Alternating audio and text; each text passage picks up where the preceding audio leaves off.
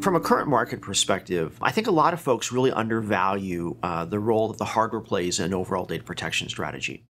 When we looked at the latest Data Protection Modernization 2012 research, what we saw was a lot of folks were planning on augmenting their traditional software-based backup solution with either snapshotting or replication. Certainly dedupe was a big part of that. So folks were looking at how can they improve their existing backup? How can they get it cheaper? How can they be more efficient with it? How can they reduce costs?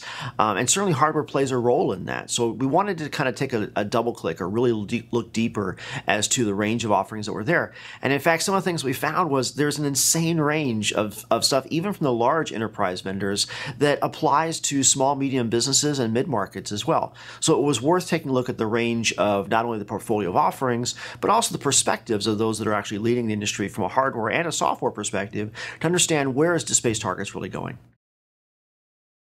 Admittedly, I've always been a software guy. Either through backup software, replication software, and then some time at Microsoft. So for me personally, it was important to reconnect with what were the storage guys doing in the space. Once upon a time, I used to be a storage guy, but I've forgotten more than I still remember. But frankly, when we started looking at the research and when I really started digging into what the software guys were doing, what became very apparent to me was there was a lot of partnering going on. And to really understand where data protection is going in 2012 and beyond, we really needed to take a closer look at the hardware-based aspects of the solution as well. What was probably most surprising for me was the range of storage technologies that were available for SMBs and mid-market customers. See, I'd grown up just kind of assuming that large enterprises, they could afford really expensive and capable storage. Mid-market and SMBs, they just use raw disk and they get whatever benefits they get from the software perspective. And that's not true.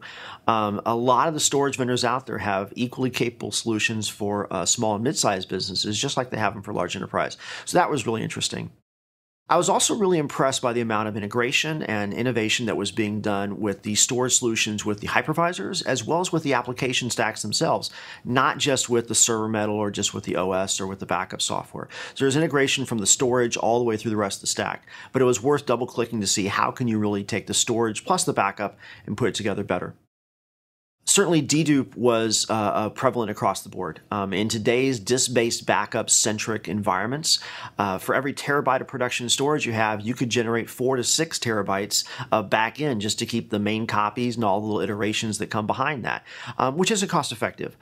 You got to do dedupe to solve that. So you can't really do disk-based backup cost-effectively without dedupe, and so I think that's one of the main reasons that it was so prevalent across the entire range of solutions.